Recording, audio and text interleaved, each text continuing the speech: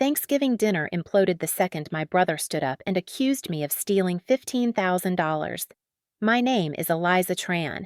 I'm 28 years old, born and raised in Toronto, and I work as a graphic designer at a boutique branding agency downtown.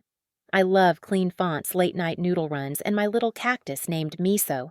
I used to think of myself as the good kid, the one who followed the rules, who said yes even when she wanted to scream no, who held it together so no one else had to.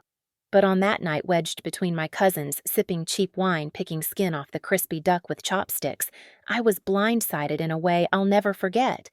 My family had packed into my Aunt Li's Scarborough house for our annual Vietnamese-Canadian Thanksgiving. There were trays of spring rolls on every counter, a garlic butter turkey that took 3 people to carry in, and enough laughter to fill the room wall to wall. I remember my aunt teasing me about being single again.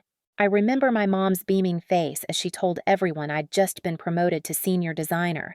I remember my cousin Lynn handing me a bowl of soup and whispering, "You always win at life, don't you?" Then David stood up. He didn't say my name. Not at first. He just tapped his glass with a fork like someone about to give a toast. I was mid-laugh when I heard it. "I'm not going to stay silent anymore," he said, and his voice was trembling, not with nerves, but with anger. Everyone quieted down. He wasn't smiling. His jaw was tight and his eyes locked directly onto me. "Eliza stole $15,000 from me," he said. The silence that followed felt like a glass shattering inside my chest. My chopsticks fell onto my plate. A cousin gasped. My aunt dropped the carving knife. "What?" I said, half laughing, confused. "David, what are you?" "I trusted you," he cut in. "You said you'd help, and then you drained my account. I have the bank alerts to prove it." I stared at him, stunned. I had no idea what he was talking about. Nothing made sense. The room was spinning. I opened my mouth to defend myself, but couldn't form the words. Our uncle stood up and tried to cut the tension with a joke. My mom looked from David to me like someone just punched her in the gut. My dad said nothing. My cousins whispered. No one looked me in the eye. And David? He just sat down, folded his arms, and didn't say another word the entire meal. I didn't eat another bite. That night I left early, made up a headache, kissed my mom's cheek, and barely made it to my car before the tears came. I sat behind the wheel, staring at my reflection in the rearview mirror like I didn't recognize the person looking back. What just happened? Why would he say that? Why now? I checked my phone. Nothing from David. Nothing from anyone. Just a notification from Instagram and a promo email from Sephora. I didn't sleep that night. My brain replayed it on loop, the tap of the glass, the way his voice trembled, the eyes that wouldn't look away. Something about it all felt practiced, rehearsed, like he knew exactly what he was doing. But why? What was he talking about? How could he claim I stole from him David and I hadn't even seen each other that much lately? We'd had some awkward texts a few weeks back about money. He'd asked for something. I'd said no. That was it, or so I thought. Now he was calling me a thief in front of our entire family. I checked my bank accounts, credit cards, even old transfers. Nothing unusual. Nothing that pointed to anything remotely close to what he was claiming. It had to be a lie, a calculated, cold-blooded lie. But that was the worst part. I didn't know how many people would believe me and how many already believed him. By the next morning, my phone was still quiet. I texted my mom. "Me. Did you believe what David said, Mom? Let's talk later. I need time." That reply broke me more than the accusation itself. It was like someone lit a fire under everything I thought was solid family trust reputation, and I could already feel the smoke seeping into every part of my life. I didn't know it then, but that moment was the beginning of an unraveling I wouldn't be able to stop. Not for a long time. The thing about betrayal is that it doesn't always arrive like a thunderclap. It builds slowly over years, like a pressure leak in a pipe no one bothers to check. David is my older brother.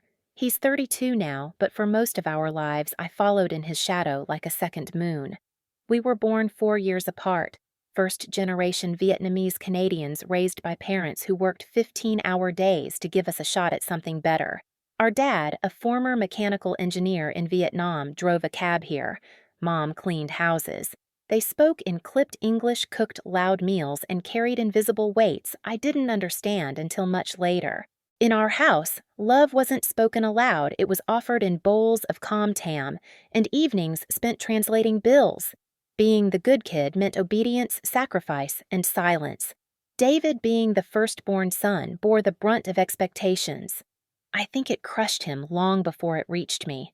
From the outside, he looked golden, smart, funny, charming in a scrappy, half-grinned kind of way. In high school, he was the type who could talk a teacher out of detention and convince our parents to let him come home past midnight. He had this magnetism I envied and feared. I was quieter, the helper, the one who stayed up with Mom rapping Bon Chung while David disappeared with his friends. I used to listen at the door for the sound of him coming home drunk or angry, slamming things in the dark. I would sneak down and reheat food for him anyway. I wanted to protect him even when he scared me. When he dropped out of university in his second year, my parents were devastated, but they didn't scream. They just worked harder. When he started drifting from job to job, they offered him money. When he racked up debt, they dipped into their savings. And me, I started keeping score. I never said it out loud, but I did. Every dollar they gave him. Every time he borrowed my car and returned it empty. Every holiday where he stormed out halfway through and left Mom crying into the sink. I kept those moments like receipts in the back of my mind because no one else ever seemed to. But still, I defended him. When he got arrested for a DUI at 26, I was the one who picked him up. I stayed with him at the hospital when he fractured his hand in a bar fight. I designed his resume, 3 versions of it. I helped him apply for a business loan when he decided to start a consulting agency, though I never got a straight answer about what exactly he was consulting. And yes, I gave him money. Not $15,000.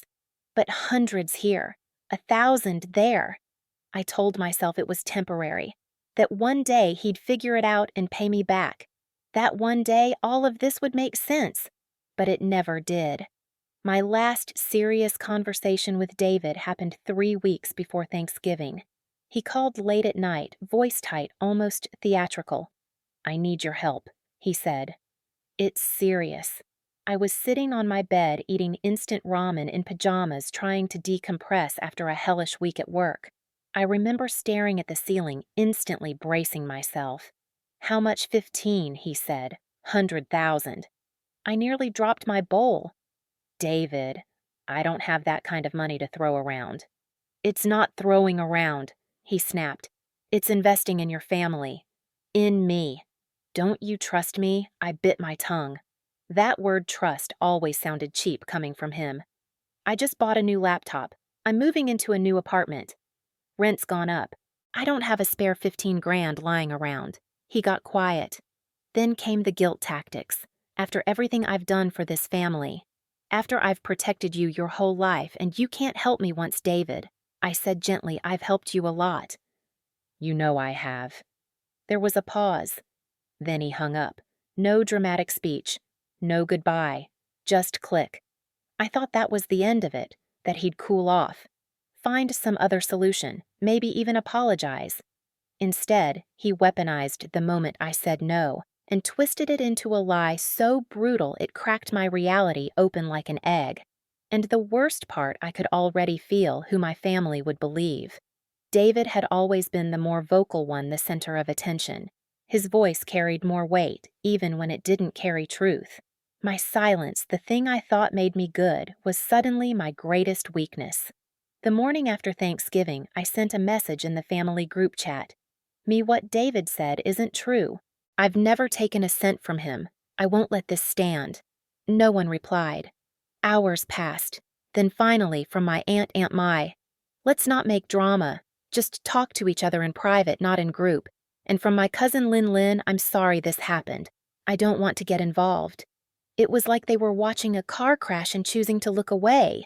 Not because they didn't care, but because they were afraid of what it would mean to admit he might be lying, of what it would cost them to stand up and say so. And I, Eliza, the quiet one, the helper, the good girl, realized I was going to have to fight harder than I ever had to reclaim my name. I spent the Sunday after Thanksgiving lying on my couch, trying to keep my chest from caving in. I hadn't left the apartment. Hadn't eaten anything that didn't come out of a box. My phone sat on the coffee table face down, lighting up every now and then with messages I didn't want to read. None of them were apologies. Most weren't even from my family, just friends from work checking in people I hadn't told anything to, people who didn't know that my brother had stood in our mother's kitchen and calmly accused me of stealing $15,000 from him. "I trusted you," he'd said, shaking his head like I had just broken something fragile. "You told me you'd help me, and then I find out you've been taking money from my account for months." It was so absurd I actually laughed at first, but no one else did. Mom gasped. Dad stood frozen, blinking like he hadn't heard right, and the room, which had been full of warmth and food and noise minutes before, went cold. So cold. I said, "That's not true." He shot back. "Then, how do you explain the withdrawals?" I had no answer because there was no answer. There was no money, no theft, no secret slush fund. Just a lie so bold it filled the entire room and sucked the air out of it. David knew exactly what he was doing. He didn't bring receipts. He didn't show statements. He just planted the idea like a seed, then let silence do the watering. And silence is powerful in our family, in our culture. We don't scream at each other. We don't hold interventions. We speak in glances and carefully chosen words in the long, bitter pause between one sentence and the next. And when someone says something that challenges the peace, it doesn't matter if it's true. It only matters if it makes things harder to ignore. So when David said I stole from him, and I said I didn't, the weight didn't fall on him to prove it. It fell on me. I left that night without saying goodbye. I didn't even take home leftovers. The shame wasn't mine, but I carried it anyway. Monday morning, I walked into work like a ghost. My office at the design firm was bright, airy, full of plants and mood boards. It felt ridiculous now, all of it, as if the world could keep spinning while mine had quietly imploded. Rough weekend, my coworker May asked, offering me a latte like a peace treaty. I nodded, too tired to fake anything. By lunch, I'd locked myself in a conference room under the pretense of a deadline, but all I did was scroll through old photos, old texts, birthday videos, group pictures. Every moment I thought had been real. There was David holding my hand at my college graduation. David sitting beside me at the hospital after Mom's surgery. David with his arm slung around me on the porch of our childhood home. None of them looked like lies, but now I questioned them all. Was I really that blind? Had I missed the signs? Or did I just not want to see the version of him that could hurt me this deeply? The next few days blurred. I didn't sleep much. I replayed every conversation I'd had with him over the past year, scanning for cracks. I started logging into my own banking app obsessively, just to double-check there were no strange transfers. I called my bank twice, asking them to verify that no one else had access to my account. I even texted David. "Me, I don't know what this is, but it's not true, and you know it." No reply. Then, "You need to clear this up, please." Still nothing. I didn't expect a confession. But the silence, it felt deliberate, like he knew exactly what this lie would do and was watching to see how far it would go. That Thursday, I got a call from my mom. It was short, quiet. "Eliza," she said, "we need to talk." I braced myself. "Can you just explain? If there's something we don't know, maybe he misunderstood. Maybe it's all just confusion." My chest tightened. Confusion. That was what she called it. "Mom?" I said slowly. "I didn't take anything. I never would. He made it up because I wouldn't give him what he wanted." A pause. Long enough to know she didn't believe me. Or maybe she just didn't want to choose between us. "I'm not saying you did," she whispered. "But if something happened, I just want peace." There it was again. Peace. The family's golden idol. Worth more than truth. Worth more than me, apparently. I hung up crying, and for the first time in my life, I let the anger out loud. I screamed into a pillow. I tore a sketch I'd spent hours on. I kicked over the laundry basket and didn't pick it up. I didn't want to be the good daughter anymore, the one who swallowed it all, the one who bent over backward to prove she deserved to be loved, because clearly that version of me wasn't enough. And somewhere in all that rage and grief, a small voice inside me whispered, "You are not crazy. You are not a thief, and you don't have to prove that to anyone but yourself." But it would take time to believe it. The hardest part wasn't losing David's trust, because in truth, he had thrown his away the moment he twisted the knife. No, the hardest part was realizing how quickly the rest of my family turned silent when they didn't know what to believe. Silence was a verdict in our house, and every day that passed without a call from my dad, or a text from Aunt Lai, or even a meme from my cousin Natalie, the one who used to message me every other day, felt like another thread, snapping in the tightrope I'd walked my whole life between family duty and personal survival. I was still showing up to work, still smiling faintly at clients, still doing my job as if I hadn't been branded behind the scenes as a thief. But inside, I was unraveling. Sleep was a joke. I'd wake at 3 a.m., my chest-tight head buzzing. My mind would spiral through every possible way I could have prevented this. Maybe if I'd worded my refusal to David more softly. Maybe if I'd agreed to lend him some of the money. Maybe if I had lied and said I didn't have it. But none of those things would have changed who he had chosen to be. That was the part I kept struggling with. This wasn't a misunderstanding. This wasn't two people seeing things differently. It was betrayal. Intentional, precise, and deeply personal. Because I wasn't just a stranger to him, I was his sister. The one who helped him build his resume when he got laid off. The one who stayed up until 2 a.m. reviewing his business plan for that tutoring startup that never really launched. The one who spotted him rent for 2 months when he was between jobs in 2020. And yet, here we were. One afternoon at work, I found myself zoning out during a team meeting, staring blankly at a mood board pinned to the wall. Someone nudged me May again, my anchor, in the middle of this storm. "Hey," she said softly. "You okay?" I blinked, forcing myself to sit up straighter. "Yeah, sorry, just tired." She didn't push, but later that day she left a small envelope on my desk. Inside was a note handwritten, "Whatever's happening, I believe in you. You don't owe anyone your peace. Hold on to it." I cried reading it, because it had been days since anyone had offered me even that. Days since anyone had said, "I believe you," without strings attached. And it made me realize how low I'd let myself sink. How much of my self-worth I'd outsourced to people who had vanished the moment things got uncomfortable. It had always been like that in a way. David had always been the louder one, the flashier one, the one people forgave easily because he knew how to charm them. I had been the reliable one, the quiet achiever, the one who held things together without asking for much.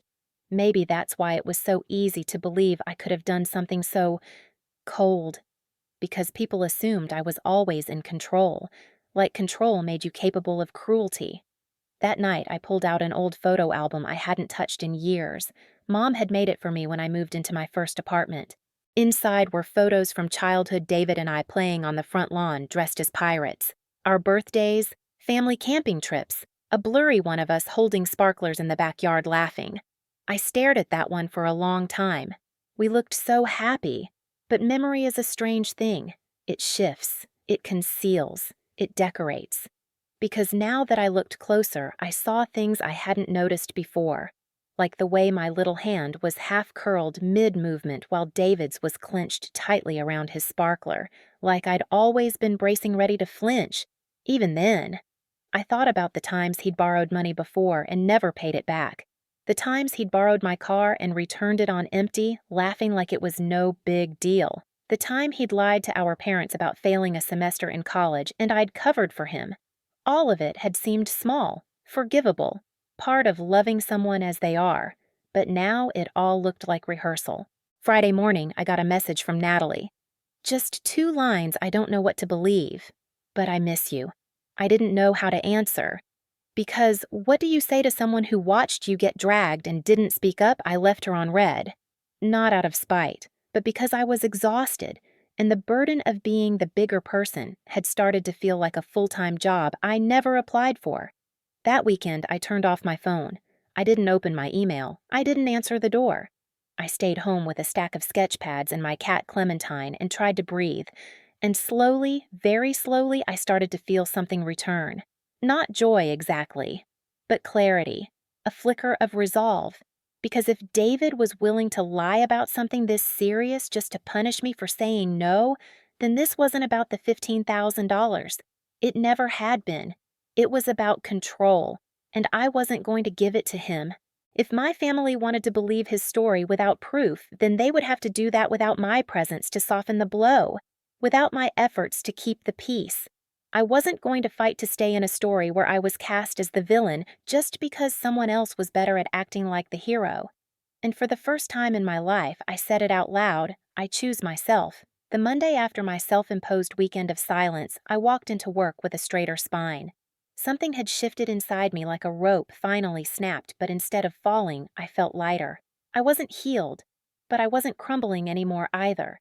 The ache was still there.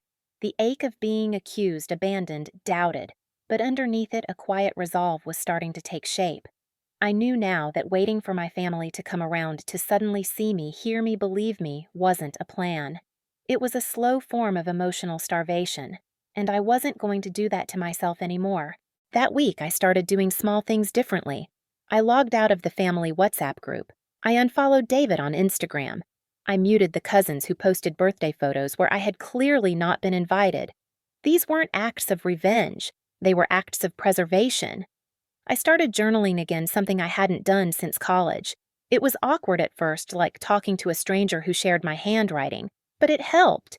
Helped me name the patterns I had ignored for years. Helped me stop minimizing what had happened. Helped me stop rehearsing imaginary conversations where I begged people to see my side. Instead, I began to write about the kind of woman I wanted to become. Strong, clear, boundaried, soft, but not at the cost of self. I wrote about being a sister, a daughter, a friend, and what I would no longer tolerate under the guise of love. I wrote about rebuilding not a version of my family that never really existed, but a version of myself I had lost, trying to keep everyone else okay.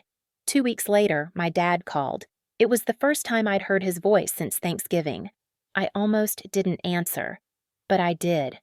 "Eliza," he said, his tone oddly formal. "Can you come by the house this Sunday? I want us to talk." My chest tightened. "What's this about?" He hesitated. "Just come. Please." It wasn't an apology, but it wasn't an accusation either. "Fine," I said. Sunday. When I hung up, I stared at my phone for a long time. My hands were trembling. I didn't know if I was walking into a trap, but I did know I would walk in differently this time. I wouldn't come pleading. I wouldn't bring spreadsheets or proof. I would bring only myself and the truth. On Sunday, I pulled into the driveway and sat in my car for a minute before getting out. The house looked the same as always, gray siding, chipped front steps, the hummingbird feeder swinging by the window like it had since I was 12.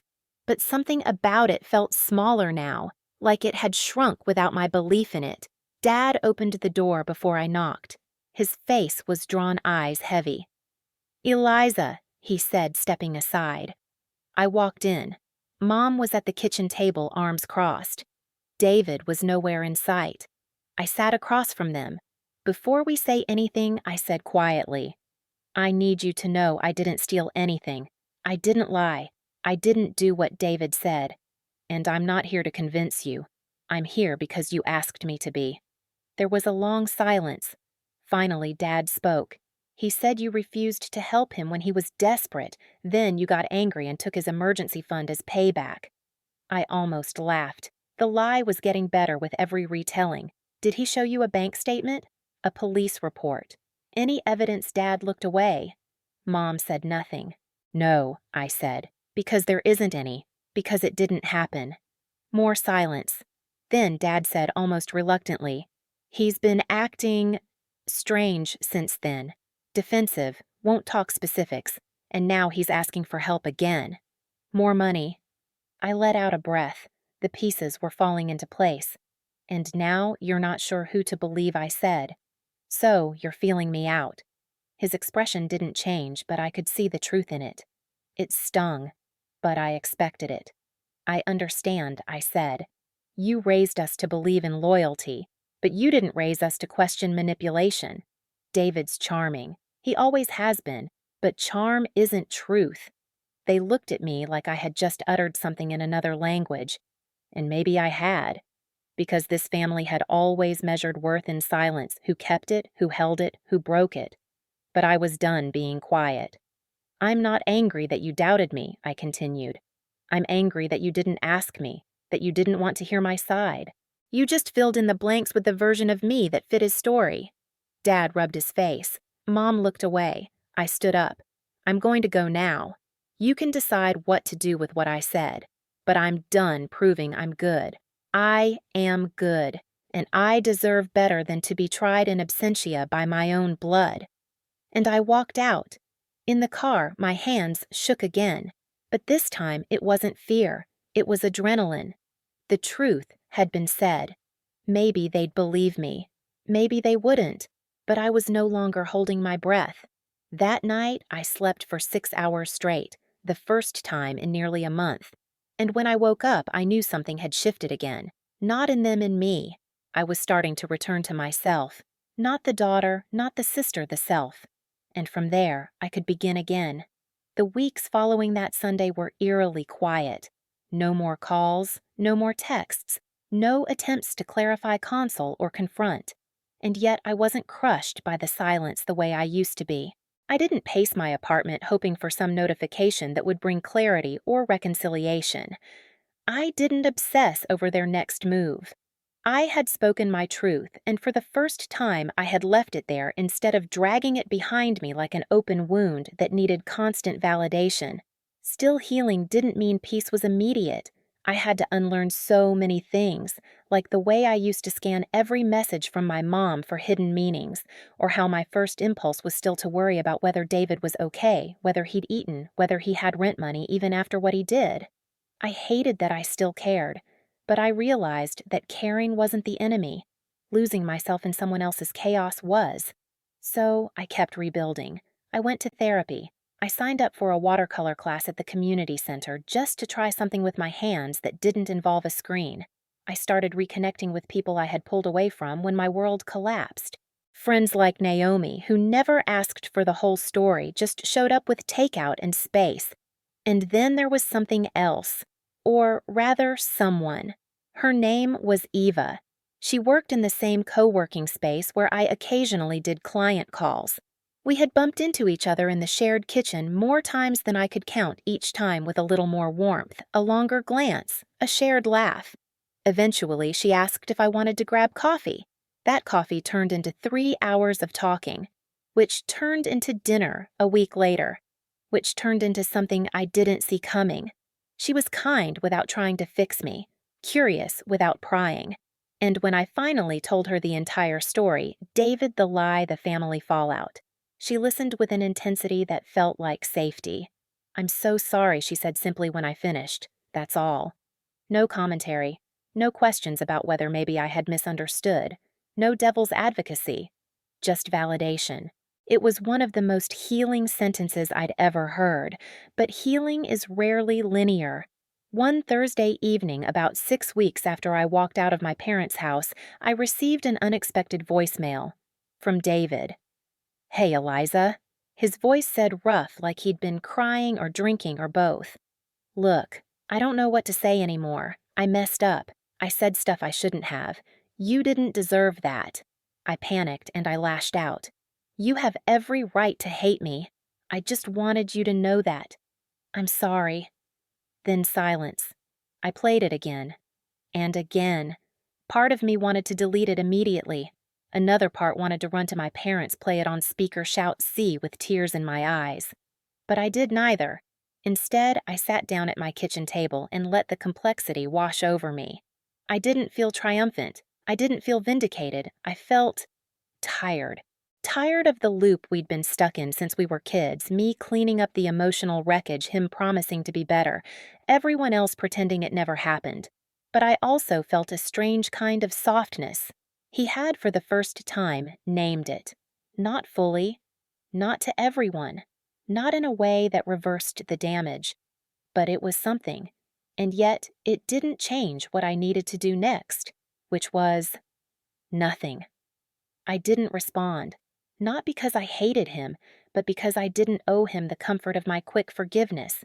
He had spoken his truth. I had spoken mine. Now it was time to live mine. I told Eva about the voicemail the next day. She didn't ask what I planned to do. She just asked how I felt. Conflicted, I admitted. Relieved, I guess. But also weirdly numb. That makes sense, she said. Sometimes we wait so long to be heard that when it finally happens, it's almost anticlimactic. I nodded. Exactly. Like the apology matters, but it can't fix anything. It doesn't unring the bell. Ava reached across the table and touched my hand. But maybe it lets you close the door. Not slam it.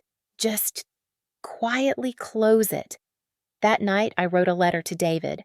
Not to send, just to write. I told him about the pain of being painted as a thief, the silence from the family, the way it fractured something I didn't even know could break.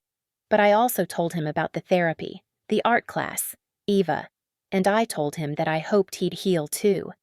Then I folded the letter and placed it in the drawer of my nightstand. That was enough. I didn't need to press send to make it real. About a week later, my dad emailed me. Not a call, not a text, an email. He said he'd spoken with David, that David had admitted he lied, that he, their father, had made mistakes, that he was sorry for not asking me directly, that if I ever wanted to come by the door, was open. I stared at the screen for a long time. I didn't cry. I didn't reply right away. I just let the words land. Maybe I would visit someday. Maybe not. But it would be on my terms. I was no longer someone who begged to be believed. I had walked through the fire and come out not burned, but branded with truth, with resilience, with the unshakable knowledge that I could survive what I thought would destroy me. And now I was ready to write the rest of my story. It wasn't a grand epiphany that pushed me to finally go back. It was a quiet afternoon, a warm breeze coming through the balcony screen, a watercolor half finished on my table. Ava sitting cross-legged on the floor reading a book and sipping ginger tea. I looked at her, looked at the light around us, and I thought, I am not who I was when I left that house.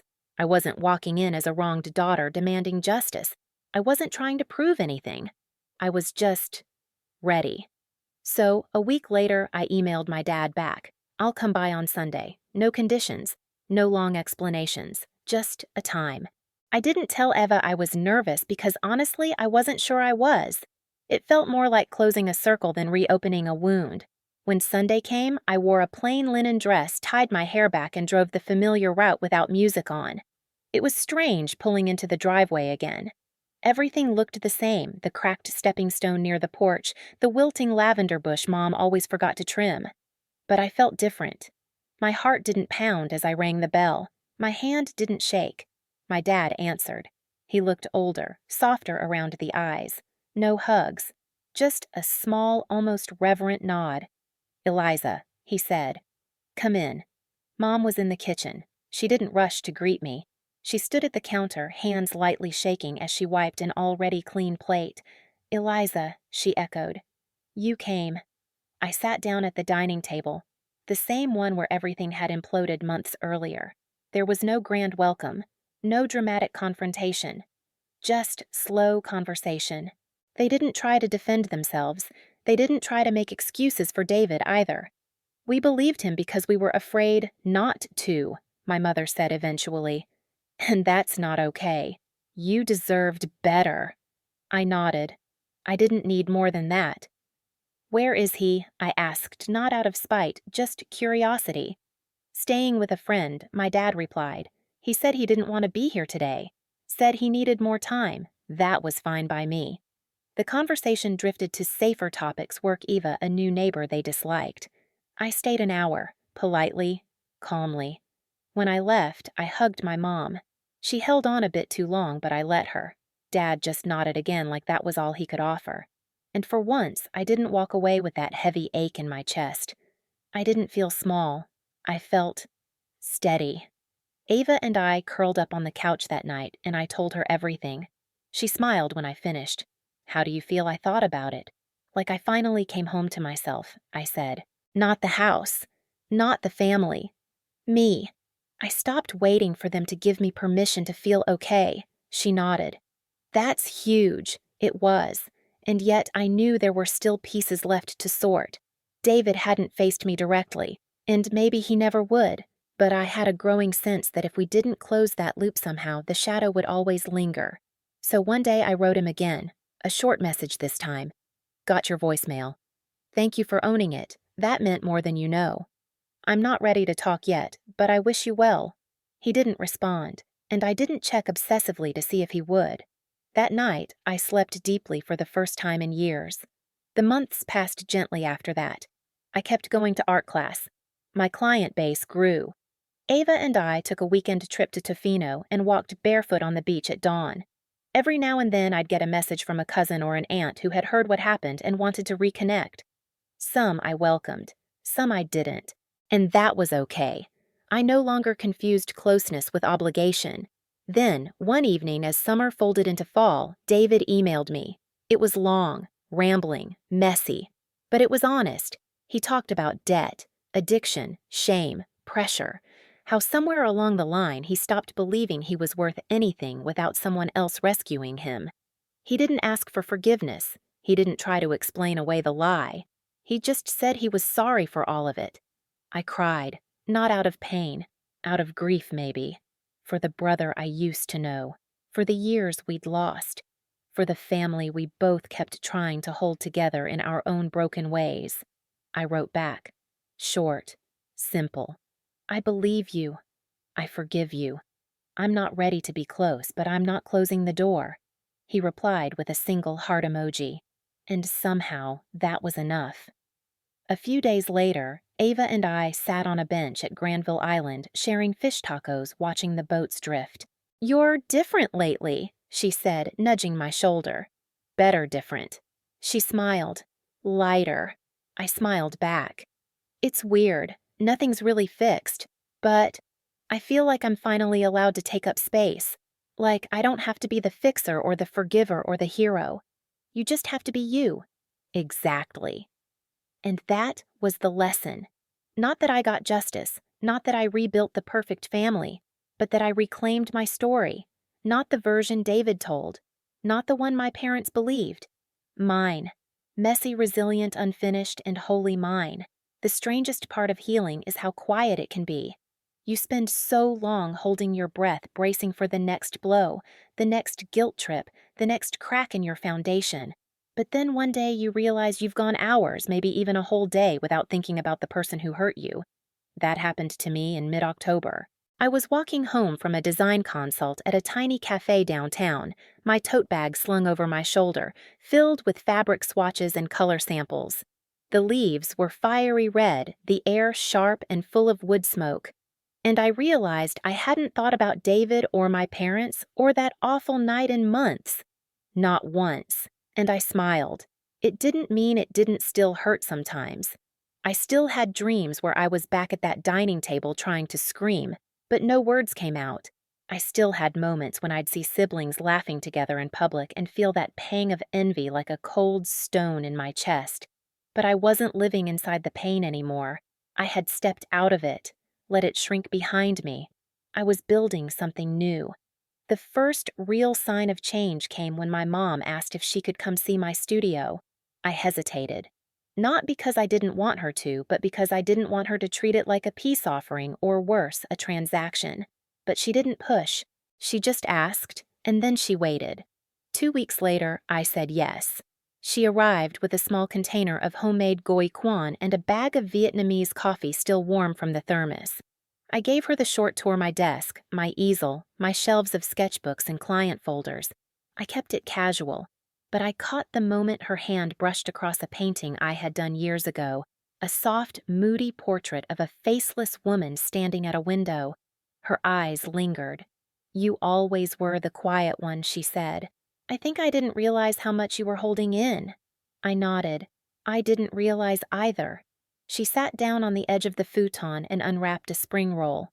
I've been reading, she said after a while, about boundaries and trauma, about how parents can cause harm even when they think they're protecting their kids. That made me look up, and she smiled sadly. And I think we made it harder for you to speak up. I think we wanted peace so badly we ignored the truth. It wasn't an apology, not directly, but it was real. "I appreciate you saying that," I said. She reached into her purse and pulled out a tiny wooden keychain shaped like a fox. "I found this at the night market," she said. "Reminded me of you. Quiet, smart, always watching." I took it unsure if I should laugh or cry. We didn't talk much after that, but she stayed for tea, and before she left, she hugged me tightly and said, "You're doing beautifully." I believed her. The next message came from David around Christmas. It was a short video, a recording from his AA meeting, his 6-month chip. He was clean. He looked human. Exhausted, yes, but present. "Hi, Eliza," he said in the clip. "I know you didn't ask for this, but I just wanted you to see me being better. I hope you're okay. I really do." I stared at the screen for a long time after it ended. And then I hit record on my phone. "I'm proud of you," I said, "and I mean that. I don't know if we'll ever be close again, but I'm rooting for you from here." I sent it. Then put my phone away and went back to decorating the tree with Eva. The most unexpected thing happened in early spring. My dad called me, not texted, not emailed, called. And when I answered, he said, "I want to tell you something I never did properly." I sat down. My heart thudded once. "I'm sorry I didn't protect you," he said. "I knew David was struggling and I looked away. You were always so capable, Eliza." I let that be an excuse. That was wrong. I said nothing for a long time. Then I whispered, "Thank you." He let out a slow breath. "Your mother and I are trying to be better. We don't want to lose you again." "You didn't lose me," I said gently. "But I did have to walk away. I had to find myself again. I know." And for the first time, it felt like we were seeing the same truth. That spring, I painted something new. It was a diptych 2 panels that stood side by side. On one side, a woman alone in a field, shadowed and still. On the other, the same woman reaching for the sun, her silhouette outlined in gold leaf. I called it Emergence. It sold within a week. To a gallery owner who said, "It feels like surviving." Exactly. By the time my 29th birthday came around, I was no longer dreading family calls. David sent a card with a tiny watercolor he painted himself. My parents called and sang happy birthday off-key as always. Ava and I celebrated with a picnic on the beach, wrapped in blankets, watching the sunset in silence. And I realized that this story, my story, wasn't just about betrayal. It was about choosing yourself when no one else does, about speaking up even when your voice shakes, about walking away when staying means breaking something inside you. But mostly, it was about finding your way back not to the people who hurt you, but to the parts of yourself you buried trying to keep the peace, and bringing those parts home. In late summer, almost a full year since everything blew up, I saw David again, in person. It happened on a Sunday afternoon. I'd been invited cautiously gently to a small family barbecue at my parents' house. The kind that used to feel suffocating, but now with some space between us and clearer boundaries, felt more like a peace offering than a trap. I hadn't decided if I'd go. The invitation had come with no pressure, just a simple handwritten card from my mom slipped into my mailbox. "We'd love to see you. Just food, sunshine, and no drama. Promise." Eva looked at me over the rim of her tea that morning. "If you feel ready, you should go. And if you're not ready, I'll back you all the way." I was quiet. Then I said, "I'm not sure I'm ready to see David." She nodded. "You might never be, but maybe ready enough is enough." And that was what I held on to. I showed up. The backyard looked exactly the same as it had every summer growing up, folding chairs in mismatched colors, the rusted grill puffing smoke, my dad fussing over charcoal like it was rocket science. But something was different too. The tension that used to stretch across the patio like fishing wire, that sharp, invisible danger, was gone. Maybe it was because no one was pretending this time. No fake laughs, no burying things under plates of grilled shrimp and polite questions. They all knew what had happened. They'd been there. They'd seen the damage, and we were still here anyway. I stayed near the edge, at first sipping lemonade, watching the clouds shift lazily across the sky. Then I heard his voice. "Hey." I turned slowly. David was standing a few feet away. He looked thinner than I remembered, but healthier too. His posture wasn't as defensive, his eyes not as haunted. "I'm glad you came," he said. I took a breath. "So am I." We stood there awkwardly for a few seconds. I didn't rush to fill the silence this time. He gestured toward the edge of the yard. "Do you want to talk?" I hesitated, then I nodded. "Yeah." We sat on a log near the back fence, a spot we used to hide in as kids when we wanted to escape chores. "I don't expect you to forgive me," he said. I want to own what I did." I watched him. He wasn't performing. "Not this time. I was in a bad place," he continued. "Not just with the money, but everything. I was ashamed. I was panicking. And instead of asking for help honestly, I lashed out." He rubbed his hands together, nervous. "What I said about you telling them you stole from me, that was the worst thing I've ever done. And I knew it was a lie the moment it left my mouth. I needed to shift the blame. And I picked you because you were always the strong one, the one who never broke." "I broke," I said quietly. He nodded. "Yeah, I know that now. And I hate that I was the one who pushed you there." Silence stretched between us. Finally, I said, "I didn't need you to be perfect, David. I needed you to be honest. I needed you to respect me even if you were drowning." "I see that now," he said. "And I'm working on it. I go to meetings. I see a counselor. I haven't asked anyone for money in 7 months." I gave him a small smile. "That's good. I don't expect us to go back to what we were," he said. "But I hope one day maybe we can be something new." That hit me. The honesty. The lack of demand. I nodded. "Maybe. We'll see." And it felt like a real beginning. No manipulation. No forced forgiveness. Just two people who had survived something together, even if it tore them apart first. The rest of the afternoon was light. My aunt told her usual long-winded stories about her garden. My cousin's kid tried to hand me a popsicle that was already melting down his arm. My dad handed me a plate piled with grilled corn and tofu with a sheepish "I didn't know what you liked anymore, so I made everything." It was imperfect, messy, but real. And that made it beautiful. That night, I sat on the porch outside my apartment watching the city lights blink like distant stars. Eva came out and handed me a glass of wine. So I leaned back. It wasn't awful. She laughed. "That's a win." "It's more than that," I said, swirling the wine in my glass. "It's the start of something. Not the same something, but something better maybe."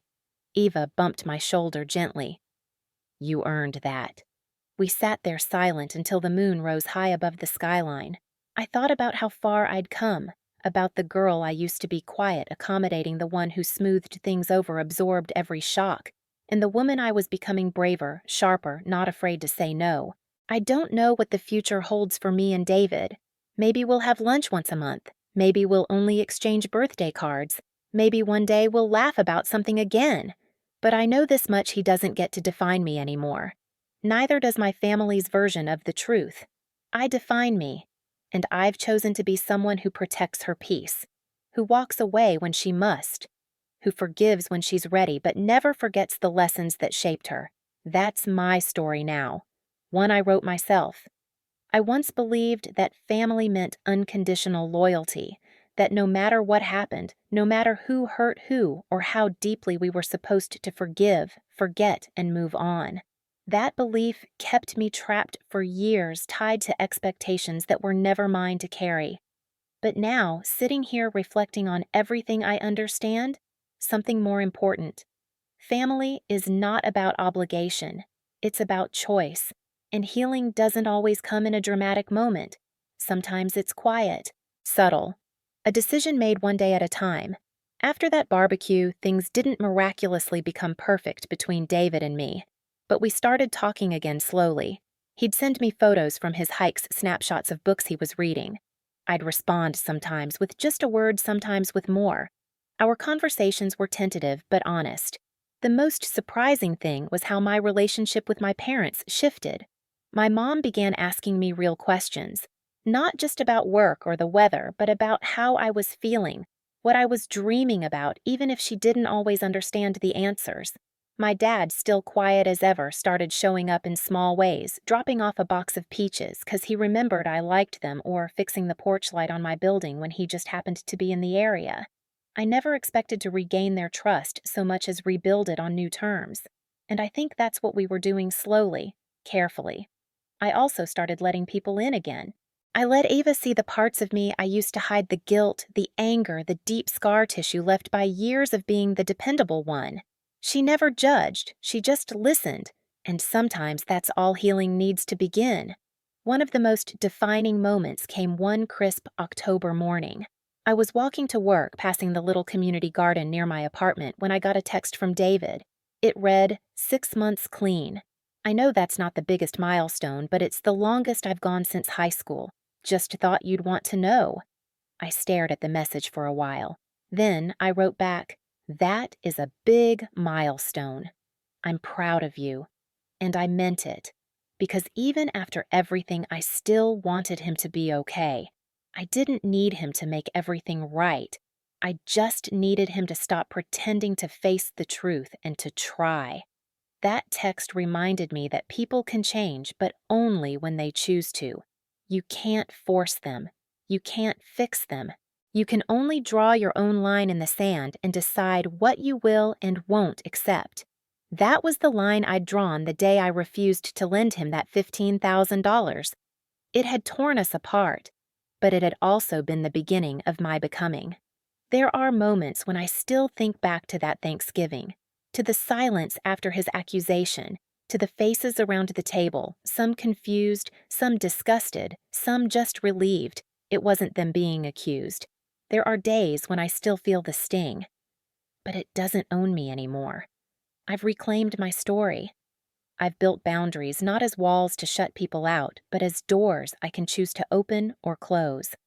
I've stopped living in fear of what others think of me, especially when what they believe is built on lies. And most importantly, I've forgiven myself for staying silent for so long, for trying to please everyone, for not walking away sooner. These days, I still work as a graphic designer, but I also volunteer at a support group for women dealing with family betrayal and financial abuse. Not everyone understands what it's like when the people who are supposed to protect you are the ones who betray you the most, but I do. And I've learned that telling your story out loud can be the first step toward freedom. I tell mine now not to reopen old wounds, but to show that healing is possible. That survival isn't just about enduring pain, it's about transforming it into something powerful. If I could speak to the version of myself who sat crying in Eva's kitchen, convinced she'd lost everything, I'd tell her this: you didn't lose everything. You lost the illusion. And what came after was real. The pain was real. But so was the growth. So was the love. So was the strength. I refused to lend my brother $15,000, and in doing so, I gained something money could never buy: my voice, my boundaries, my self-worth.